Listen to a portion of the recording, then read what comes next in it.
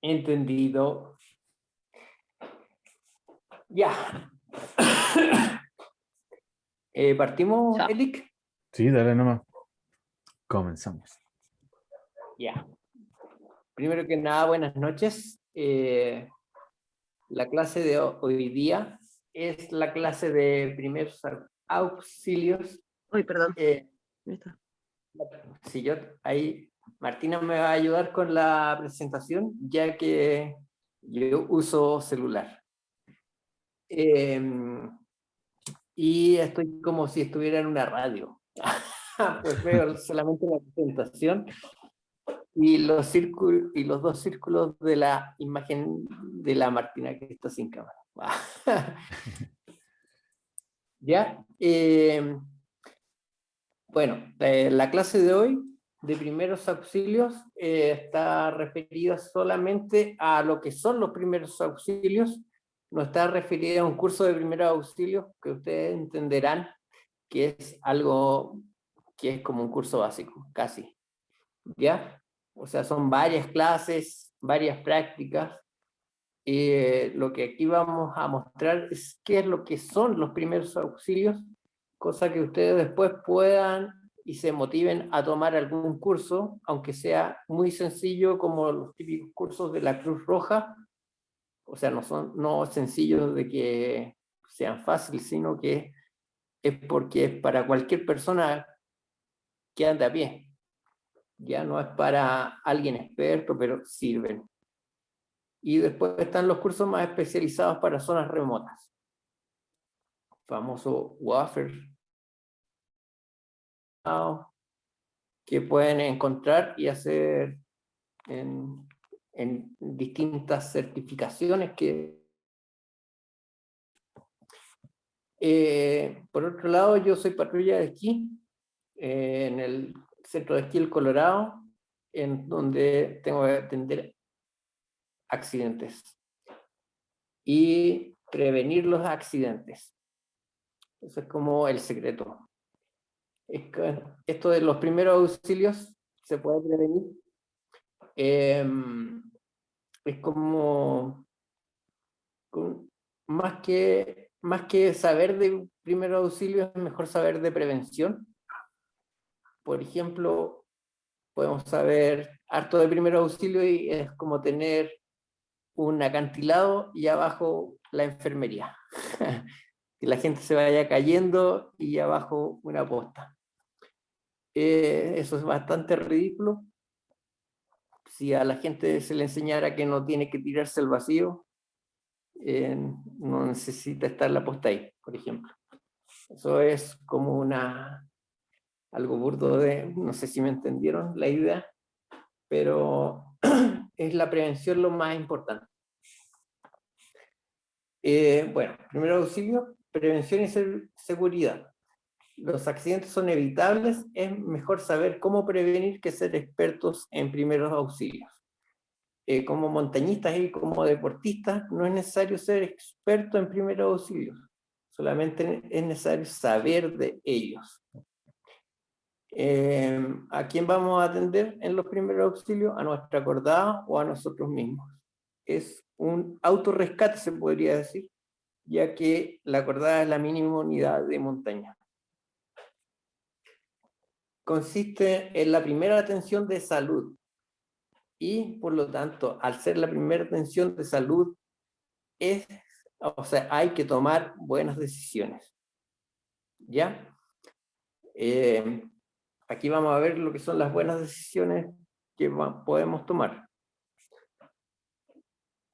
Buenas decisiones se da como liderazgo. Y los fines de los primeros auxilios es salvar la vida de la víctima, evitar más lesiones y evitar que las lesiones se sigan agravando. Ya, una definición de accidente es todo aquello que impide, que está abajito de la presentación, ¿la ven? Un accidente es todo aquello que impide una continuación normal. Ejemplo, cualquier tipo de actividad, un accidente geográfico, Otro ejemplo burdo sería, no sé, algo que altera un orden común, o sea, un orden establecido. Sigamos con la siguiente. ¿Alguna consulta?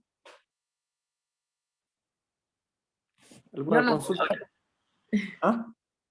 Yo no por ahora. Ya. Segunda, la segunda, atrás esa.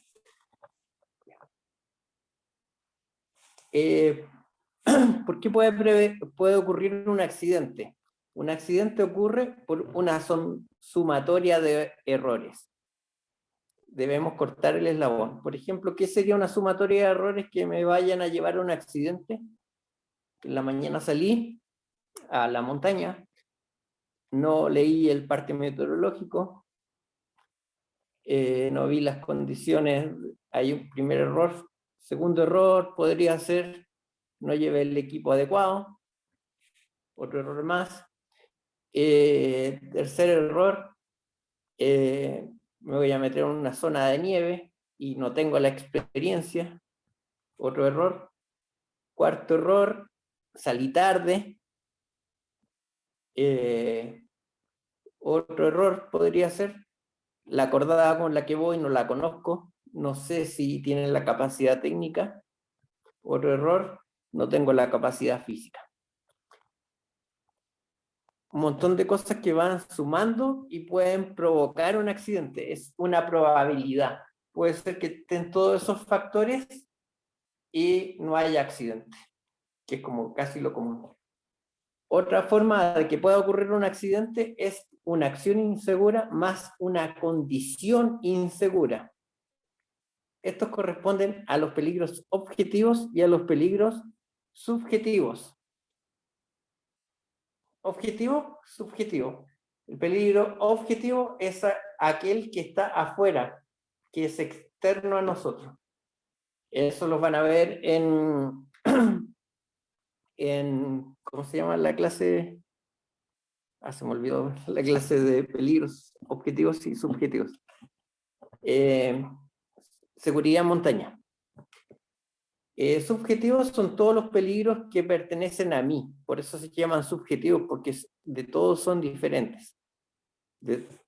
Todos somos diferentes entre todos. No sabemos cuánto podemos resistir el frío, cómo estamos en condición física, la altitud geográfica, todo eso es subjetivo, pues es inherente a nosotros. Peligros objetivos son todos los que corresponden al medio ambiente. Por ejemplo, la neblina, que se ponga todo blanco y no veas nada. Una avalancha es un peligro objetivo. ¿Ya? Están nombrados, van a estar nombrados en la clase de seguridad. Entonces, acción insegura más condición insegura también es la probabilidad de que haya un accidente. No, eso. ¿Alguna consulta hasta acá? ¿Todo bien? Seguimos a la otra diapositiva. Martina. Sí, es que como que no se me cambia. A ver. Ah. No veo. A ver. Espera. Ahí sí. Ya. Digamos, bueno, ¿cómo vamos bajando todas estas probabilidades de tener un accidente? Primero conoce tu organismo, tus límites y tus intenciones. Al conocer tu organismo me refiero a todo, hasta incluso a la parte emocional. Tus límites, la parte física, también emocional, mental, etc.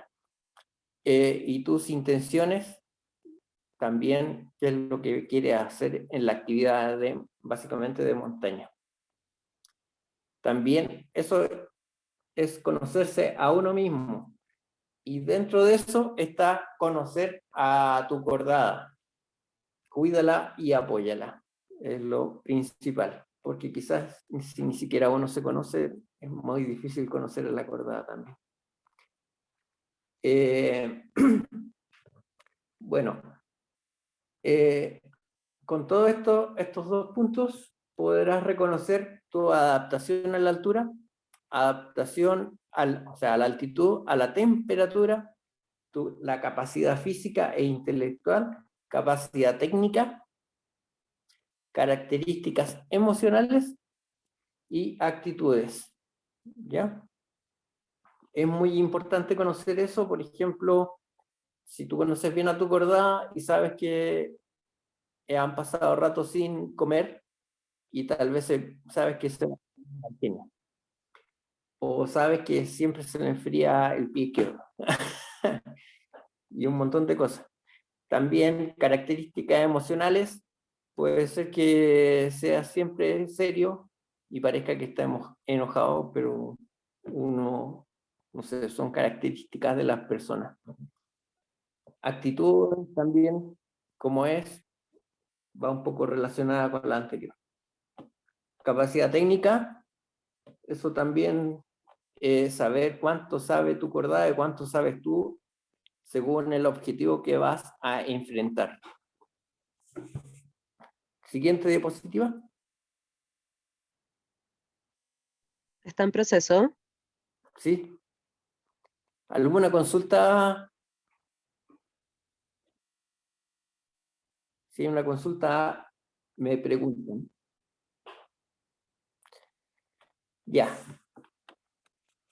Prevenir y aprender a reconocer las primeras señales de que algo está por suceder, en la acordado o en el ambiente. Es ser responsables y no forzar las cosas. El cerro estará ahí para un nuevo intento. Esto es lo que tienen que grabar como montañistas, es saber prevenir y saber y tener la valentía para echarse atrás, literalmente para bajar. Digo tener la valentía, pues es como, si lo vemos como un juego, es como ahí hacer 100 puntos al tiro. Es ganar un poco en este juego cuando yo sé o reconozco que me tengo que devolver.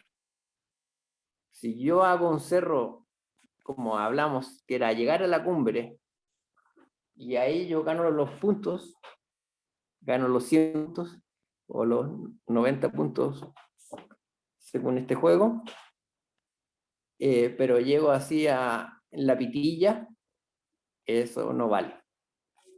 Ahí me van a disculpar algunos, que, no sé, sacrifican todo por llegar, su salud, su estado físico, poniendo en riesgo a su cordada, poniendo en riesgo a equipos que vayan a rescatarlos, por ejemplo, haciendo sufrir a su familia, quedando con secuelas, todo por llegar a una cumbre, y eso pasa, y pasa harto. Entonces, eso es algo muy importante en el montañismo, saber reconocer cuándo me tengo que devolver. Puede ser por causas como los peligros subjetivos, en que me sienta mal.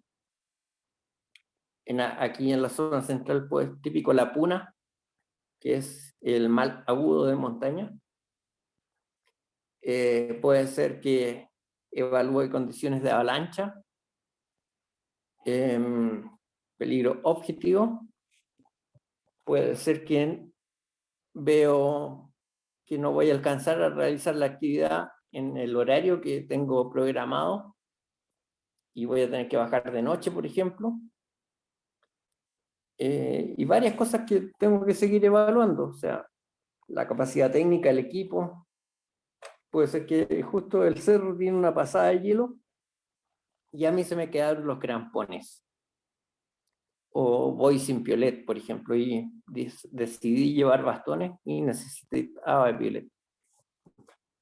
Esas son cosas que uno va evaluando y puede ser que uno se tenga que devolver y no pueda realizar la ascensión. Y eso hay que ser como bien valiente para decidir devolverse. No es fácil. Piensen que uno lo puede hacer en condiciones de una expedición, años preparando una expedición, el gasto que implica, el gasto emocional, o sea, un montón de recursos que se invierten en una expedición, pero al final no logran ni siquiera ver el cerro. O sea, o llegar a 100 metros de la cumbre y tener que devolverse. Porque si quieren avanzar esos, no sé, o 50 metros, puede significar lo peor después. Eso que lo tengan bien grabado. ¿Ya? ¿Alguna consulta? ¿No? La siguiente. Ya. Vámonos al accidente. Ocurrió el accidente, siempre inspecciona la escena, evalúa, está el accidente, puede ser tú o puede ser tu cordada o una persona que tú veas afectada con un accidente. ¿Qué es lo que tenemos que determinar? Los peligros objetivos y subjetivos. O sea, puede ser que haya caída de material, puede ser que esté en una zona de avalancha, varias cosas, no sé, hasta animales peligrosos pueden ser un peligro objetivo. Evalúa siempre el entorno en donde está el accidentado. Siempre tengan primero eso, ya que no puede haber después dos accidentados. O sea, siempre el socorrista tiene que prever por su bienestar y seguridad, igual el de otras personas también. Luego, aquí viene el famoso curso de primeros auxilios. Aquí elabora las necesidades en cuanto a primeros auxilios. ¿Qué es lo que voy a hacer? No sé, veo que le cayó una piedra y quedó inconsciente. Veo si hay control de hemorragias. Por ejemplo, tiene una herida y está sangrando. O veo que se fracturó creo que se pudo tener una fractura por la violencia o la energía que hubo en el impacto o en el accidente. ¿Ya? Elabora tu plan de acción. ¿Cómo va a ser esto? ¿Cómo voy a sacar a la persona? Voy a llamar a un helicóptero. Voy a llevarlo a tratar de llegar al hospital de un pueblo, el pueblo más cercano, o necesito llevarlo a un hospital de ciudad. ¿Ya? Luego, instala el sistema de rescate. ¿Cómo va a hacer? Esto viene un poco en la escalada, en que necesito aplicar cuerda. Lo mismo un poco en cualquier zona, tengo que instalar un sistema de rescate.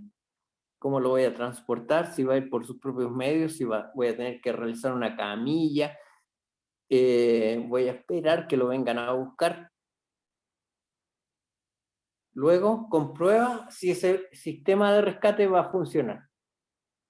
O sea, verifica que la camilla que hagas, por ejemplo, para transportar al accidentado, funcione y no se vaya desarmando, que los vendajes o las inmovilizaciones funcionen y no vayan a hacer más daño al accidentado o se vayan desarmando también. Bueno, con todo esto inicia tu plan, es decir, administra los primeros auxilios y procede al autorrescate o busca ayuda. Autorrescate se refiere, como lo repetí, a la mínima unidad de montaña, que es la cordada. Siguiente. Ya. Prioridades en el manejo de un accidentado. Si el accidentado está consciente, le pregunto cómo se encuentra y qué le ocurrió. Muy fácil. Te va a decir todo, pero si está inconsciente, hay que aplicar rápidamente y en pocos segundos medidas extremadamente urgentes. Primero, protege y evalúa todo lo que habíamos hablado. Verifica que esté respirando y que tenga pulso. Estamos hablando de una persona inconsciente. El estado de conciencia, al estar inconsciente, puede ser que le hablen, hola, ¿me escuchas? Y si no les responde, tóquenlo. Y si lo tocan un poco y no responde, no sé, le piñiscan aquí o le ponen, le hacen presión en algún lado, en el esternón, que le duela, y si reacciona, vean si reacciona. También, si se sospecha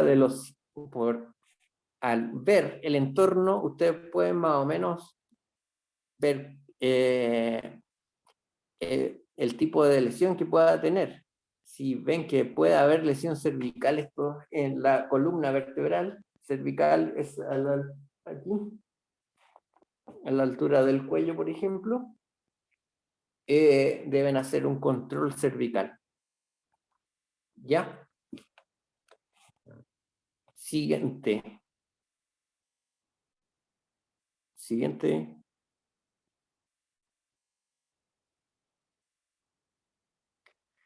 Ya. ABC del trauma. No, la anterior. No, la A. Oh, sí, ya volvió. El ABC del trauma. Que se demora un poquito en mostrarte el. Sí, es que se queda medio pegado. Lo siento, pero ahí está. A veces el trauma de circulación parte. O partía con otra. No, partía con airways. Y bueno, tiene Vías sentido. aéreas terminales. A ver. En verdad no me quiere pasar. Ahí. No, esa es B. Ahí. Bueno, ¿la Ahí ven? está. Ahí sí se ve. Gracias. Ya se ve. Hermoso. Ya. Hay airways. Vías aéreas permeables. Voy a hacer una acotación. Yo todos los años tengo una renovación de todas las cosas que se van haciendo en primer auxilio, cosas que van saliendo nuevas. Y lo último que salió, que nos enseñaron, es que en el ABC se pone, no me acuerdo qué letra primero, parecía que era 0, y es control de hemorragias. O sea, lo primero que tenemos que hacer es controlar la hemorragia. Así que, para que lo anoten por ahí, es antes que todo ver que no tenga hemorragias visibles. Bueno, vías aéreas permeables significa, por eso ABC, Airways, abrir la boca del paciente, levantar el mentón con una mano y verificar si respira, escuchar y sentir. Esto es algo que se hace a una persona inconsciente. Estamos hablando de alguien inconsciente. Ver si respira. Si no respira, revise la cavidad si hay cuerpos extraños visibles, prótesis, alimentos, típico, se atragantan con carne, piezas dentales, nieve, sangre, vómito, o etcétera, o la misma lengua. ¿Ya? Si no respira, quiere decir que es un paro respiratorio. Y ahí ya debemos... Siguiente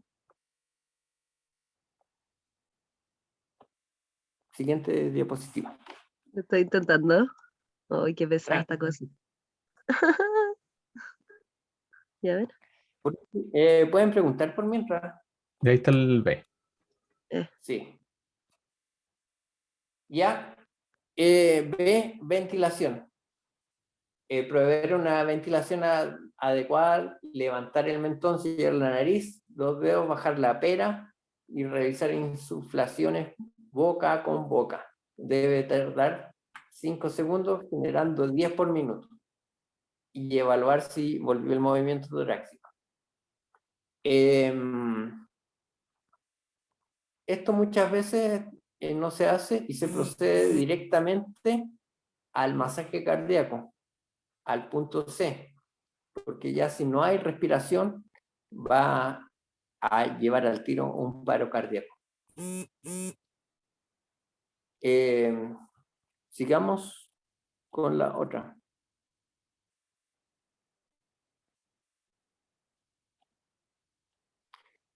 C, circulación.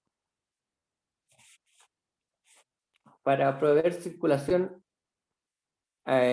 bueno, detener la hemorragia, ese punto estaba acá antiguamente, y ahora detener la hemorragia, que lo ven en un bordecito debajo de la urticaria, eso sería 0. Circulación. Para proveer circulación adecuada debe verificar que no existe paro cardíaco. Estos son menos de 50 pulsaciones por minuto. Es bien difícil determinarlo porque muchos deportistas tienen menos de 50 pulsaciones por minuto. Pero también es cuando no hay ausencia de pulso. La asistencia circulatoria se debe efectuar mediante el masaje cardíaco, que consiste básicamente en compresiones seriales rítmicas.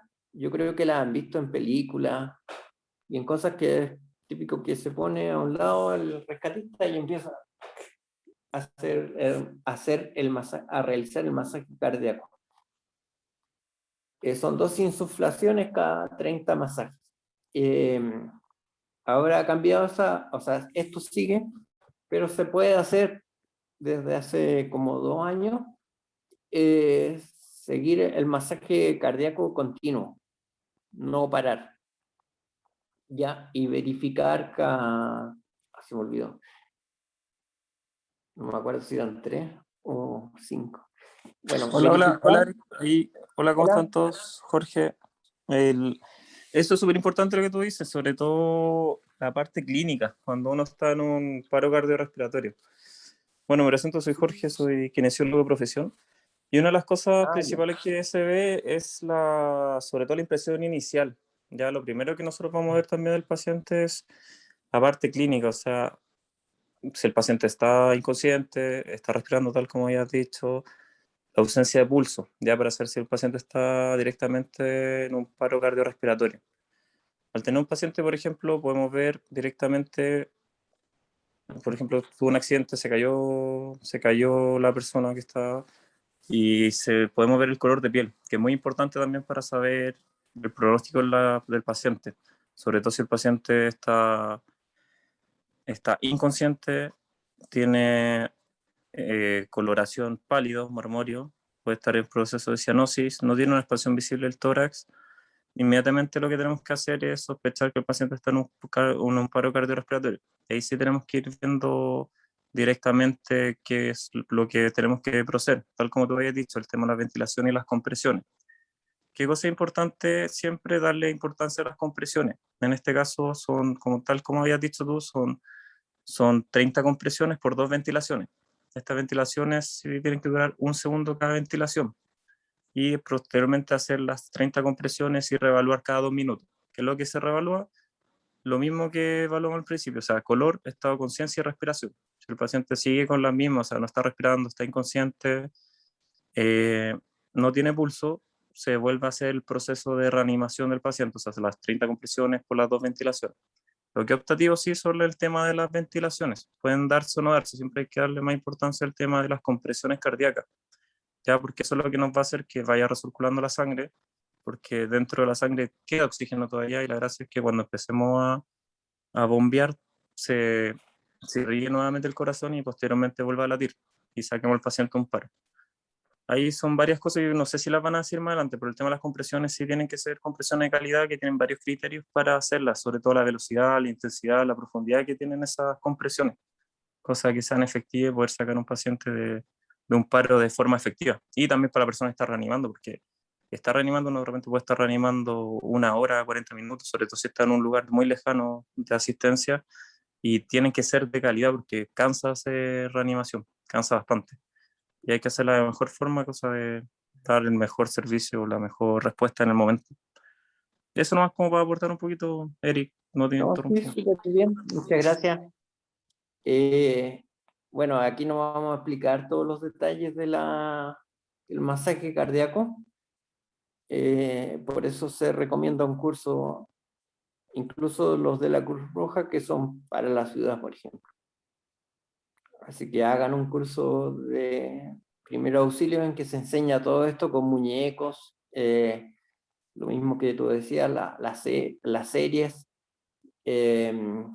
cuánto tiene que bajar el tórax, tomar el pulso, cuando me detengo. La verdad que uno se detiene cuando lo dice un médico. Depende del sector donde estemos. Ahora, por suerte, hay DEAs que son... los DEAs, ¿cómo se podría explicar? Son sistemas eléctricos de emergencia que dan un shock eléctrico al corazón, como un reseteo con un alto voltaje. Bueno, y siempre vamos evaluando si tiene pulsaciones. Siguiente, ¿alguna consulta? Bueno, no sirve de nada hacer un masaje cardíaco si veo que está con una herida muy grande, que está botando sangre, pero así con el chorro súper fuerte de sangre. Para que vean que tiene que haber un control de hemorragia. Sigamos. Después la D, que es descubrir, viene descubrir el ABDI, que es, a ver si me olvidó la palabra, bueno, es realizar preguntas, si responde a lo verbal y a lo doloroso, y si me puede hablar, veo su estado de conciencia y preguntando su nombre, el día, el lugar y el acontecimiento. Si no responde al ADI, al estímulo verbal y doloroso, debo generar, o sea, está inconsciente, debo ponerlo en una posición lateral de seguridad, que es una posición que se aprende en primer auxilio, que es por si vomita, literalmente es por el vómito y protegerlo que se ahogue de ese vómito cuando está boca arriba. ¿Ya? Posteriormente, estando consciente o inconsciente, debería chequear todo su cuerpo, desde los pies a la cabeza, o de cabeza a los pies. Ordenadamente, ir tocando y descubriendo si tiene alguna deformación, si encuentro otro tipo de hemorragia, partes duras de su cuerpo, que pueden ser o hinchazones, producto de una hemorragia interna. Puedo romper la ropa incluso para ver y generar algún tipo de protección a esa herida. Siguiente. Hola, Hola. mi nombre es Sarina y quería aportar con algo también. Yo tengo el curso de WFR, que es un curso de primeros socorros en áreas remotas. Así que tengo un poco fresco lo que es esto porque lo hice en marzo. Quería compartirle esta abreviatura que usted había explicado, el ABDI o ABDN, que también le dicen, es si responde a estímulo, o sea, si responde y está alerta, esa es la A. Alerta, esa era la palabra. Alerta verbal. Claro. Ahí me La B falta la corresponde, responde con estímulo, o sea, si responde pero solamente verbalmente, balbuceando no llegando a formular palabras. Si responde a Exacto. dolor, si es que llega a mover algún dedo o gime o cosas así. Y el I sería, claro, Sí. inconsciente, o el ABDN sería no responde. No Y respondo. otra cosa que hay que tener también presente es el tipo de accidente que haya tenido. Por ejemplo, anteriormente a todo esto de la AVC del trauma, evaluar si es que tiene algún daño cervical. Si es que hay algún Sí. daño cervical, por ejemplo, el tema de las compresiones y la asistencia de insuflaciones no está muy recomendada, sino más que nada hay distintas maniobras que se pueden aplicar, que eso ya se vería más en terreno. Mm, Y sí. otro, quizás como un tip para evaluar si es que se encuentra el pulso. Hay distintas partes del cuerpo donde uno puede ver el pulso. No sé si eso lo va a hablar más adelante o no lo va a hablar. No, no, porque eso se vería en el curso de primer auxilio. Ah, ya.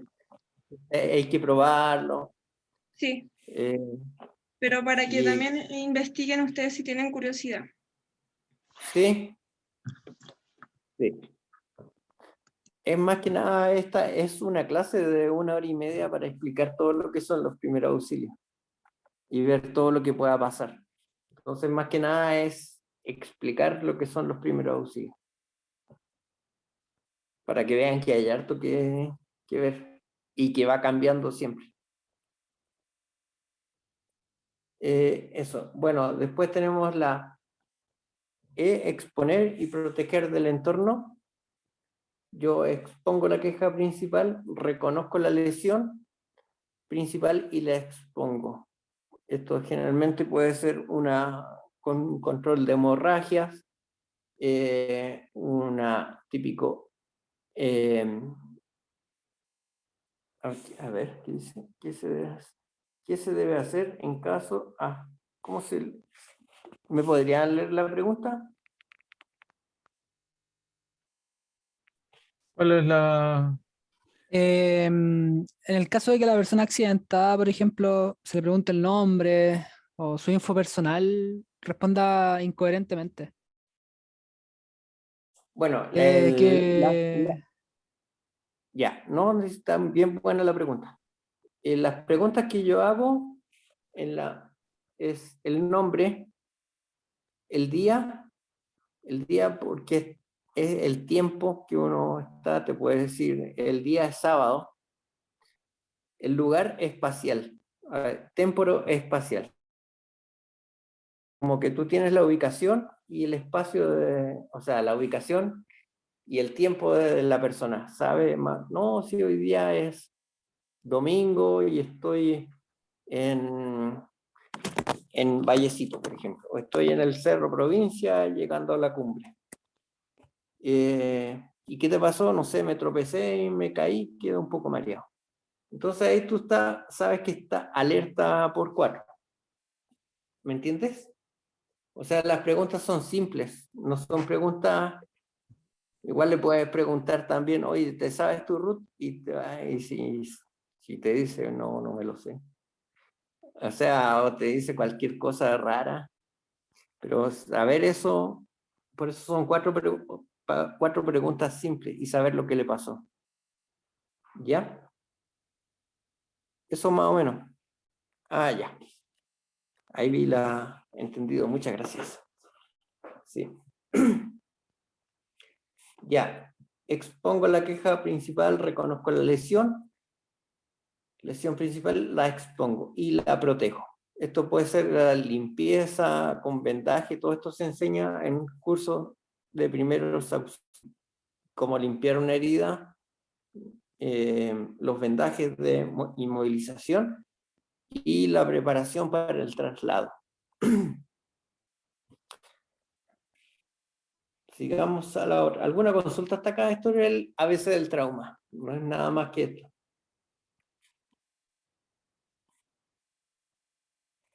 Estamos.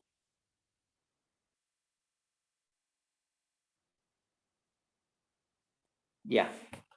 sigamos con patologías. Está patologías típicas de montaña. Está la deshidratación, que es por respiración, o sea, transpiración, respiración, orina o diarrea. En montaña es muy fácil deshidratarse por ejemplo, las condiciones higiénicas. Si no tengo buenas condiciones higiénicas en los alimentos, es muy fácil que me dé diarrea y me vaya a deshidratar. Por ejemplo, puede ser tan fácil como ir al baño, no lavarse las manos bien y manipular alimentos. Y todos sabemos que la hidratación mantiene un rendimiento psicomotor. Somos como 70% de agua, nos termorregula, nos aclimata, también sirve para, no sé, digerir los alimentos, pero también está la parte subjetiva, establecer que pueda... O sea, haber daños neurológicos, sí, en todas estas pueden haber daños neurológicos, pero no alcancé a leer la pregunta completa. ¿Alguien me la puede leer, por favor? Eric. Déjame ver. Dice, imagino que es importante establecer a qué se puede deber el daño neurológico, ¿no? Esa es la pregunta. ¿El daño cuánto? Neurológico. Neurológico. Sí.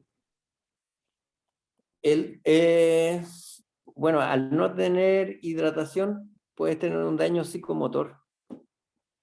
Vamos a ver todas las patologías y casi todas afectan a la mente, literalmente, al estado de conciencia. Bueno, tenemos después los famosos calambres, que yo creo que toda la gente que hace deportes o practica o se ha quedado viendo el Instagram en el baño, ha tenido calambres, se deben por factores de deshidratación, calor, desequilibrio de en electrolitos, esfuerzos prolongados, falta de irrigación y frío. Estos se evitan con una alimentación adecuada, el típico plátano, por el potasio, a una alimentación adecuada a la actividad, debe ser equilibrada. También descanso, saber descansar es muy importante en la actividad deportiva. En muchas expediciones hay días que son de descanso para recuperarse. Dormir bien, aquí un dato freak, a veces en montaña no podemos dormir por la altitud geográfica o por la emoción. ¿Qué es lo que tenemos que hacer? Es ser conscientes de que estamos descansando.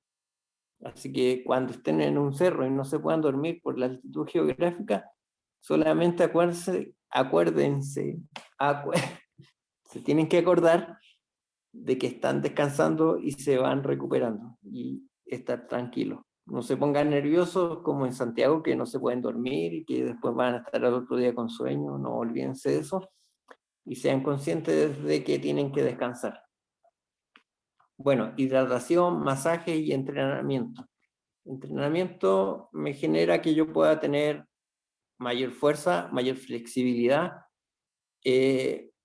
mayor acondicionamiento al tipo de ejercicio que voy a hacer. Por ejemplo, un tipo de elongación para escalar, por ejemplo. Un tipo de fuerza para, no sé, escalar en hielo y tener una precisión y un equilibrio para estar en una posición bastante rato, una posición repetida. Masajes, que son bastante, es como lubricarse el cuerpo literalmente después de un masaje postdeportivo, uno queda como nuevo. Son los recomiendo bastante. Ya. sigamos, agotamiento por calor, genero calor y no lo pierdo. Ahí viene la transpiración. La transpiración solamente, o sea, es para regular nuestra temperatura, es como nuestro radiador, podríamos decir. O sea, nuestro cuerpo se calienta con el entrenamiento y, o sea, con la actividad física y con la transpiración o el calor ambiental también, la temperatura ambiental. Por ejemplo, los saunas es como un poco eso. Hay una vasodilatación y esto también puede afectar el sistema neurológico. Al afectar el sistema neurológico, como en todas estas patologías, me va a afectar la coordinación, el razonamiento y un montón de cosas, el estado de ánimo. Golpe de calor, el cuerpo va a acumular un calor hasta los 40 grados Celsius. Luego tenemos las dos anteriores se parecen un poco, una es de agotamiento y el otro es como un golpe de calor. ¿Ya? Luego tenemos la hipotermia, pierdo calor pero no lo genero. ¿Por qué pierdo calor? Por evaporación, convección, radiación y conducción. Evaporación es que voy perdiendo calor. Convección era, por ejemplo, el viento que me lleva el calor. O sea, está una capita de calor aquí que yo tengo encima y me la quitan. Radiación, voy irradiando calor y voy perdiendo calor. Conducción es cuando toco, por ejemplo, la nieve, que es muy helada. Y ahí voy a perder un montón de calor y me va a transmitir un montón de frío. Tenemos la hipotermia leve entre 32,5 grados y 35 grados Celsius. Ahí es cuando tirito. Empiezo a tiritar para generar calor. Yo creo que ahora que todos nos tomamos la temperatura, ¿se han fijado? En invierno normal como 35,5 más o menos. Y andamos más o menos bien.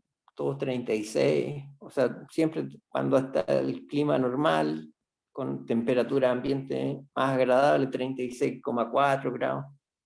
Ahí pueden ver que están como a veces hipotérmicos.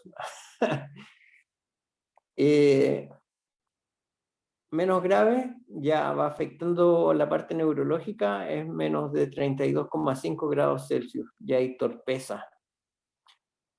Y severa, ya es el daño neurológico desencadena en la inconsciencia. De la hipotermia no se considera,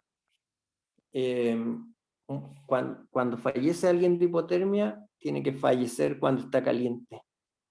Su cuerpo está, de alguna forma, en centro asistencial, se logró llegar a una temperatura corporal, y ahí se considera muerto.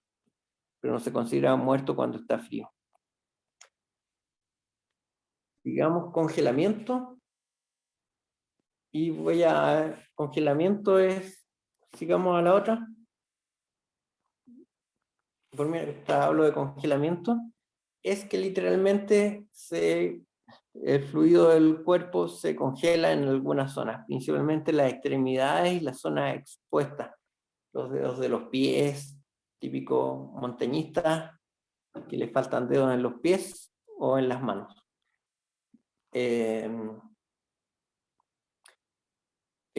O en la cara, por estar expuesto a la temperatura. Quemaduras solares, las típicas que conocen. Oftalmía de las nieves es ceguera, se quema el globo ocular, como se descascara nuestra piel con el sol. Lo mismo pasa con los ojos y genera una ceguera temporal. Dicen que es bien dolorosa. Hace muchos años pasó en la rama, alguien que no llevó lentes a una salida y literalmente no veía y tenía que bajar con una persona ciega afirmado el hombro de su cordada. la puna, que es la puna, el primer paso al edema cerebral y al edema pulmonar. Estos se deben principalmente por la falta de oxígeno en la atmósfera, ya que va disminuyendo a mayor altitud debido a la presión atmosférica. El edema cerebral pasa esto porque lo que pasa es que como que nos hinchamos completamente, pero pasa en la parte cerebral que los huesos son rígidos, ¿me entiendes? Al ser rígido no se puede expandir. Esto pasa, por ejemplo, cuando mucha gente lleva un yogur al cerro y se le revienta. ¿Por qué? Porque la tapita de aluminio se explota. O sea, o explota o se expande y es fácil que se rompa. Lo mismo pasa en nuestro organismo, pero en nuestra cabeza, al ser rígido, cuesta que se expanda o no está aclimatado a la expansión, y se tapan arterias, se van tapando por la presión al comprimirse y no genera buena irrigación. Edema pulmonar viene siendo literalmente un encharcamiento de los alvéolos de la cavidad pulmonar, producto de una, ¿cómo explicarlo? Vasodilatación, no. Es básicamente por una mayor presión sanguínea, una extravasación de los alvéolos, por una excesiva presión sanguínea en los alvéolos. Entonces se van llenando como de plasma, y eso hace que sean impermeables al aire que respiramos.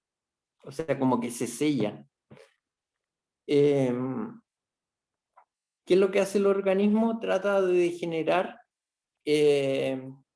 mayor circulación, porque en la sangre va el oxígeno y en los pulmones es donde la sangre se oxigena. Ese es el problema que hay. ¿Cómo lo hago? Yo me aclimato a la altitud geográfica? Es mediante mayor cantidad de glóbulos rojos. Nada más que eso. Es como si yo tuviera que llevar arena en una carretilla a un lugar, pero a esa carretilla no le puedo poner tanto y tengo que hacer más viajes. No sé si me entienden la idea.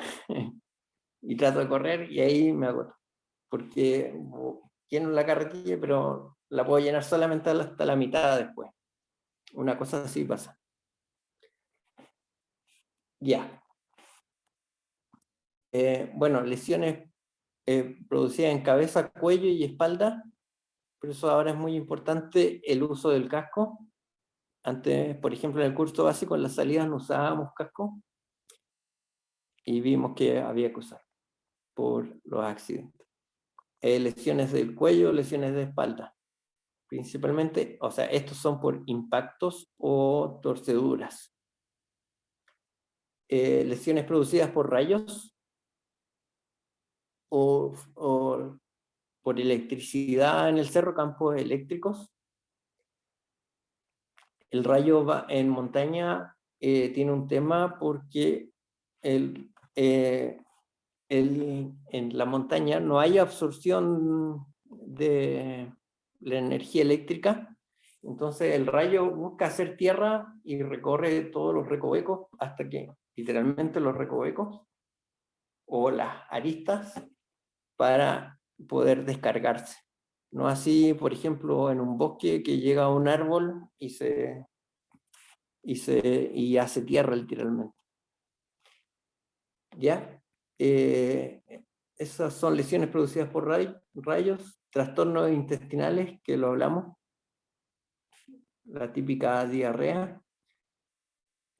Ampollas, esto por roce lo van a vivir mucho cuando tengan los zapatos nuevos de montaña o un roce de algo que les va topando, por ejemplo, una correa de la mochila, el cinturón lumbar de la mochila también. Pánico, también existe el shock por pánico, una especie de bloqueo de la persona. Fracturas, luxaciones y 15, eso también. Y heridas.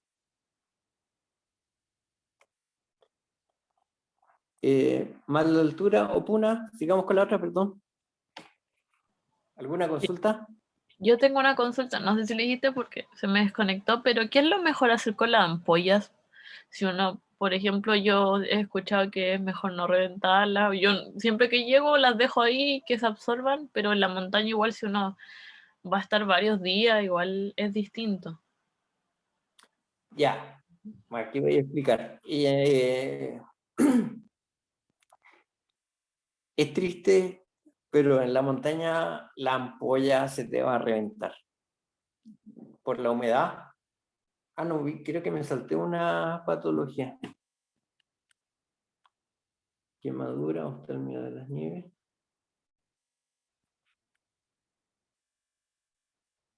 Ah, pie de trinchera, ahí lo voy a explicar. Ahí está un poco. Las ampollas deberían dejarse que no reventarlas porque es un sello. Al reventarlo yo la expongo al exterior y se puede infectar. Así que por esa razón, si yo tengo una ampolla, tengo que proteger que no se reviente, incluso hacer un parche para que quede como una redondela, como una dona, y hacer un parche de esa forma. Pero por la humedad y el roce y el movimiento, la ampolla siempre he visto que se desarman.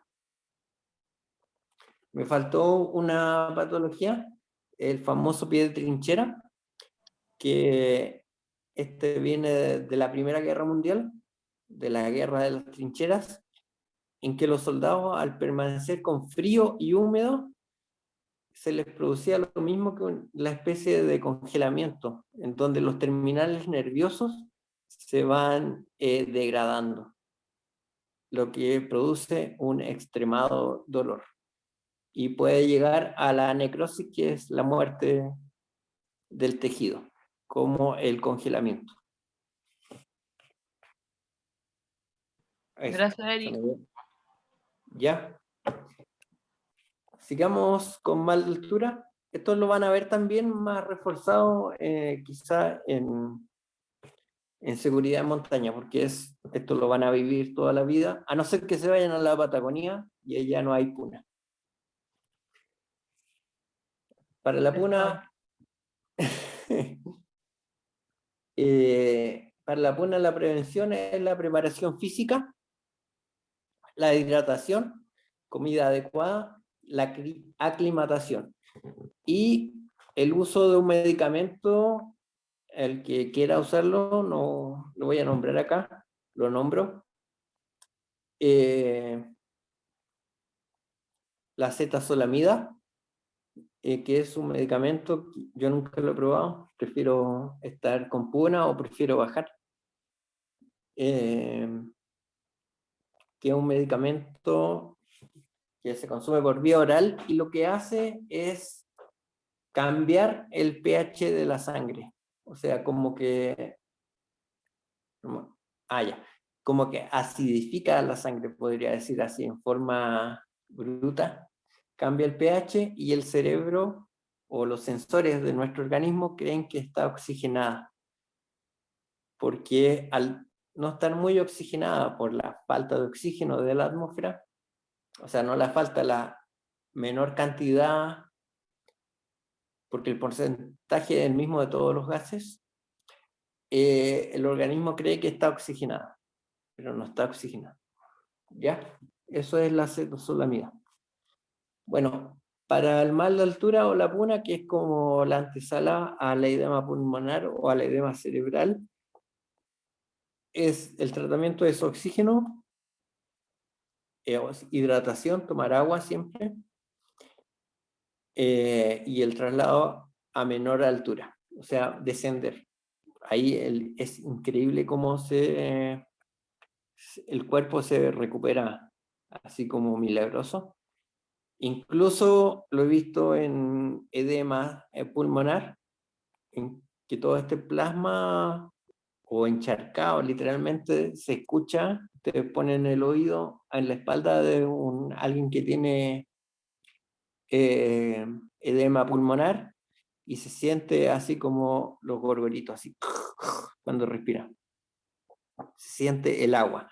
¿Y qué es lo que le pasa a la persona? Siente como que su rendimiento físico es muy mala, como que se ahoga, porque no está respirando. ¿Me entienden? Están todos los pulmones, están todos los alvéolos impermeabilizados al aire. Eso. Sigamos con la otra. Ya.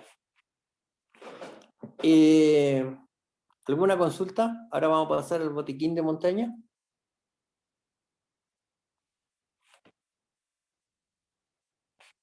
¿Alguna consulta?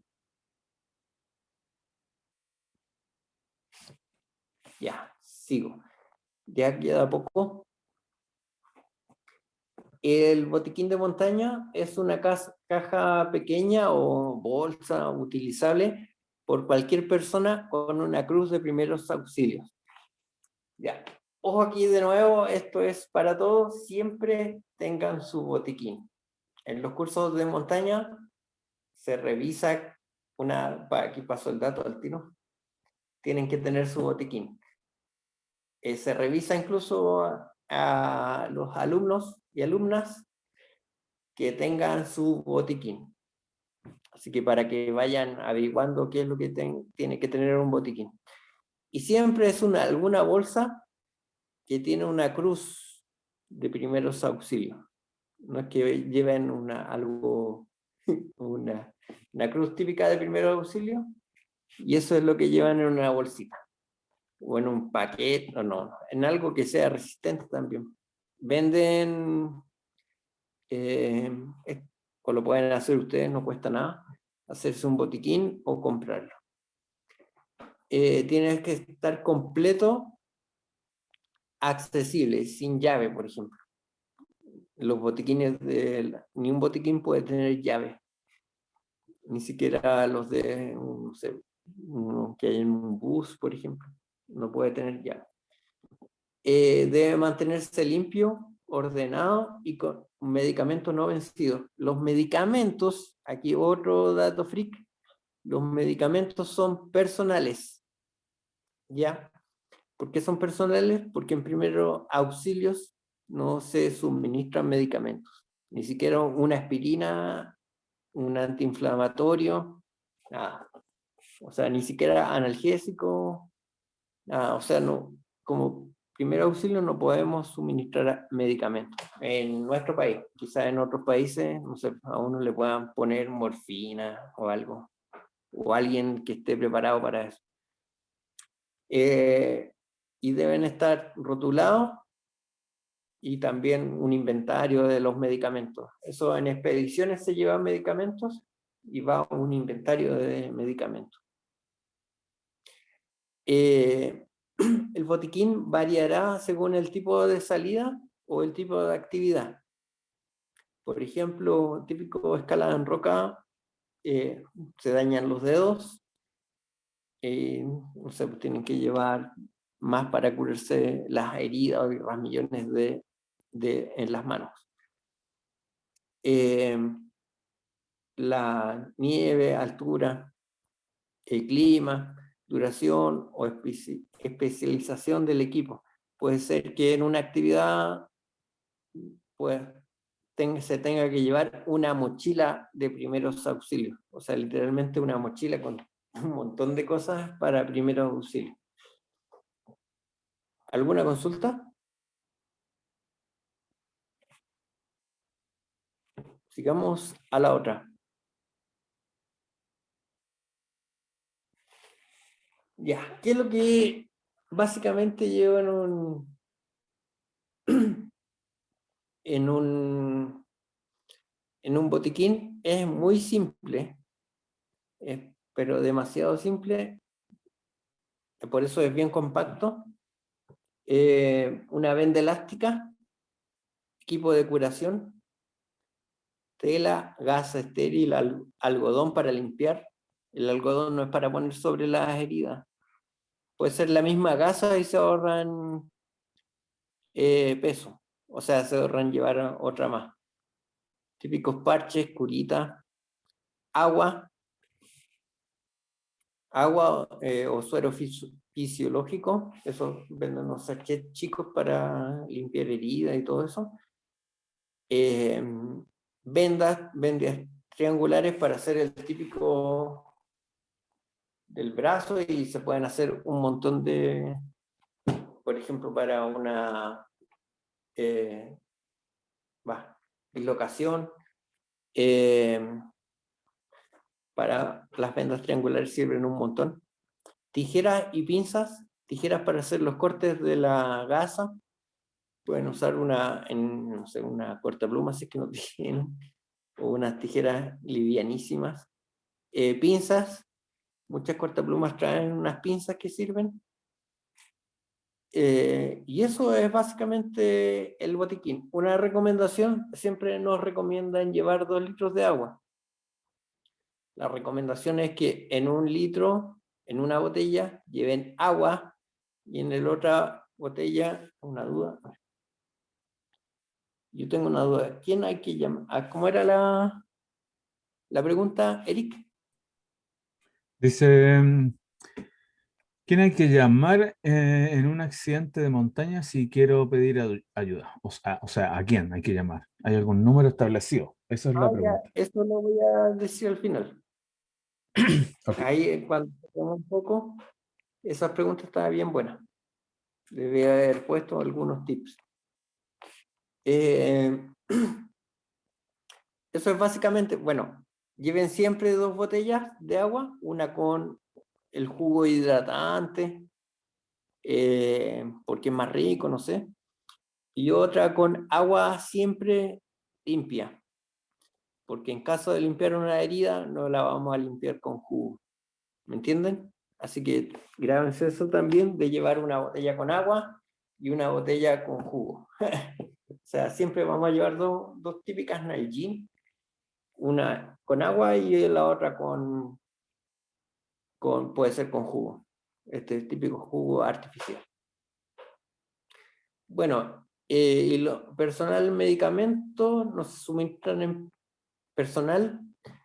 Los medicamentos son personales, los cuales nos suministran en primer auxilio, y estos medicamentos, los de uno, pueden ser analgésicos o antiinflamatorios que le funcionen bien, antialérgicos, que cada uno sabe las alergias que pueda tener, por eso antibióticos, colidios, no me acuerdo qué eran los colidios, si alguien sabe lo puede decir.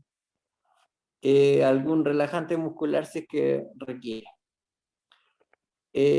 Sales hidratantes pueden llevar, y equipos de sutura, que es opcional si es que pueden ser estos,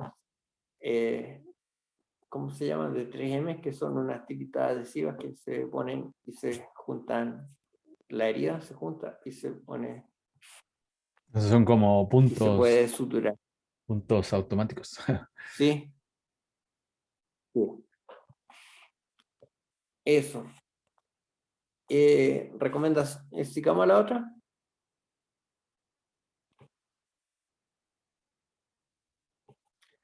Ahí está. Colirio. Sí, gotas para los ojos. Muchas gracias, Andrés. Ya. Como recomendación final, hagan un curso con gente capacitada en primeros auxilios en áreas silvestres u otra institución. Cualquiera de las opciones aportará herramientas, el EFR, Cruz Roja, etc. Así que si tienen oportunidad de hacer un curso de primer auxilio, háganlo. Lo mismo la rama de repente ha organizado convenios con la Cruz Roja y se va a la Cruz Roja y se aprende un montón. Y también todos los años traten de renovar estos cursos. Bueno, eso. Y lo otro que muchas mochilas llevan es un silbato. El silbato sirve para pedir ayuda, si es que no puedo gritar. Muchas mochilas lo traen en la pechera, un silbato, y ahí ahora saben por qué. Es para eso, ya que si no puedo gritar por un accidente o cualquier cosa, puedo tocar el silbato. Estos silbatos también no son muy recomendables en montaña porque tienen una bolita y si le entra nieve no va a sonar. Así que si pueden tener un silbato de esos de plástico sin bolita. Eso, en caso de emergencia, ¿a quién llamar? Traten de ubicar un lugar con señal y llaman a carabineros. También está el sistema que tenemos en la rama. Eric, de la rama, ese que me manda la señal. Perdón, no te escuché bien. Eric. ¿Sí? El sistema de la rama que tenemos para las emergencias. ¿Cuál? El del GPS es el que... Ese cuando hay una emergencia y se activan las señales. Se me olvidó el nombre. Uy, me pillaste. No sé a cuál te refieres. Martina. ¿El de Lil Pero Rich? te refería a Ahí está. El Sí, Diego estaba ese. diciendo. Ah, ese. Enrich. Ya. Sí, ya. Ese sistema es muy práctico, se activa y existe al tiro una comunicación.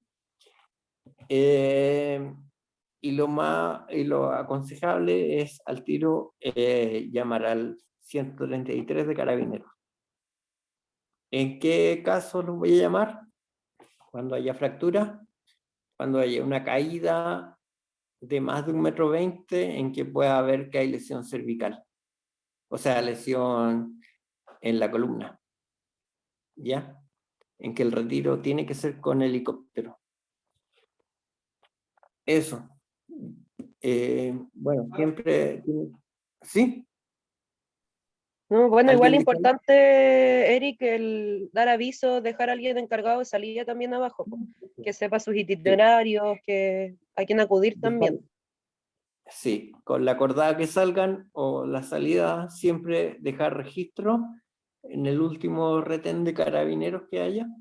Y si no hay carabineros, dejar registro también en el socorro andino, a la familia, o sea, siempre que todos sepan dónde están. Han habido casos en que el montañista o la acordada no llega y después tienen a todos los montañistas amigos buscando en cada cajón dónde están. Porque llegaron y salieron y nos avisaron y dijeron, no, si pasaron por el retén de San Gabriel en el cajón del Maipo. Y no dejaron registro, pero por ahí pasaron. Y van todos a buscar imagínense, un montón de montañistas buscando. Se pierde un tiempo que es valioso y se encuentra, por ejemplo, después van a encontrar un cadáver. No van a poder encontrar a alguien que le pueda dar primeros auxilios. Y eso ha pasado. Andrés, veo que levantó la mano. Sí, bueno, quería aportar que como experiencia lo que se hacía en otro club al que pertenecía hace años es que tenían un grupo privado en Facebook solo para los socios y ahí se establecía un protocolo de salidas, con quién ibas, cuál era tu acordada, la ruta, hora estimada de salida, de llegada, en fin. Entonces de esa manera queda registrado y en caso de alguna urgencia, emergencia, se coordinaba con esa información. Quizás se podría implementar eso en la rama si es que no existe algo similar.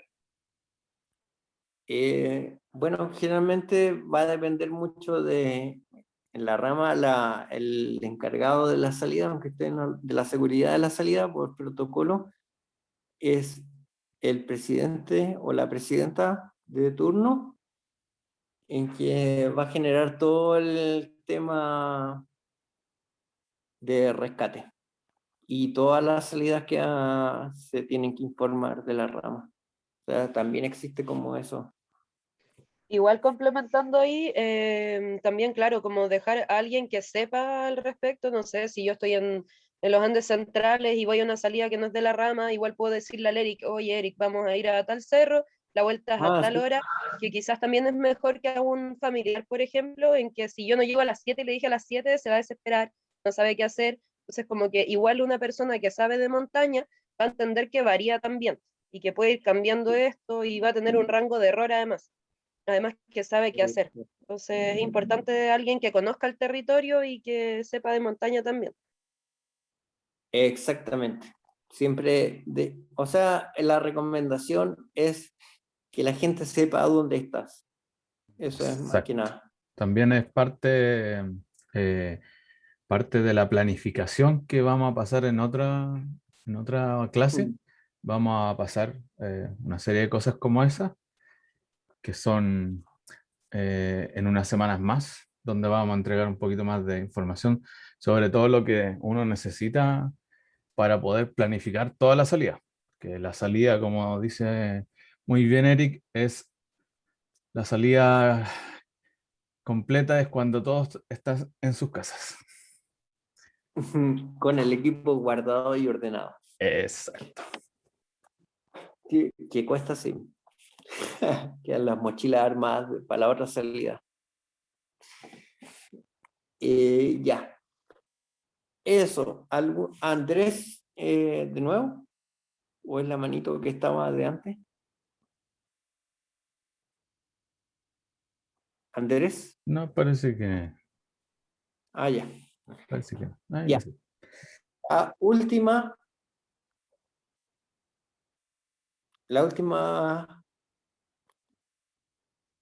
Ya. Bueno, y para cerrar, recuerda que las posibilidades de un accidente aumentan cuando existe condiciones inseguras y acciones inseguras. Y también la sumatoria de errores. O sea, tienen condiciones inseguras, acción insegura y sumatoria de errores. Eso aumenta que pueda haber un accidente. Eso en cuanto, lo repetí aquí para que les quede bien grabado y puedan ser capaces de darse cuenta de que hay varios errores o cosas así que nos van, cosas de cortar ese eslabón en la cadena de errores. Eso. ¿Alguna consulta? ¿Todo bien? ¿Dudas por allí? Hay gente que tiene frío.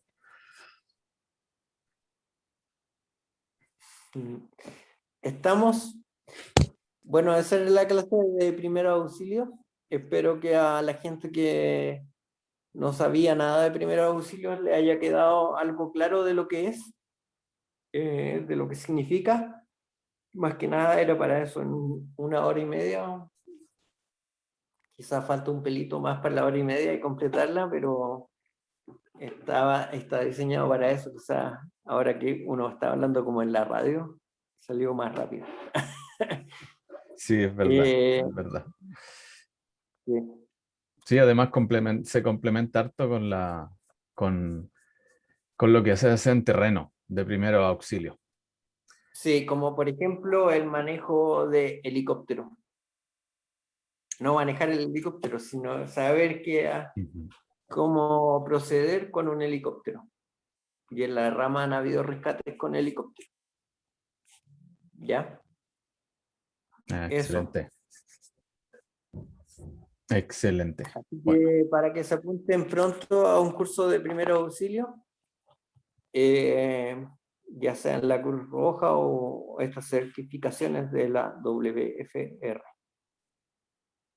Exacto.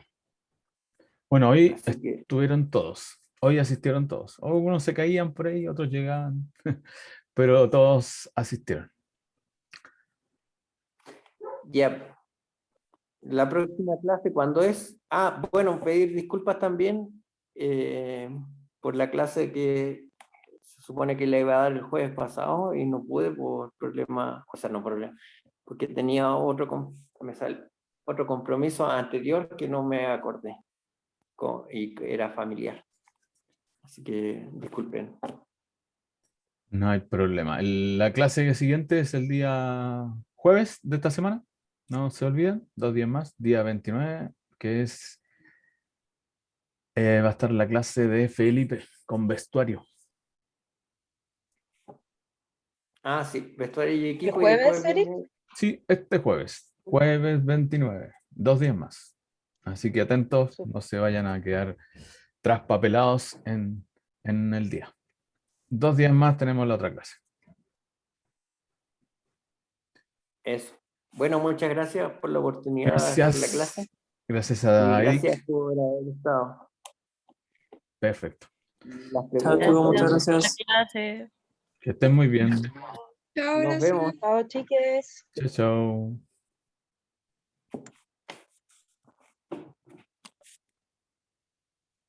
Chao, gracias. Chao. Adiós, adiós.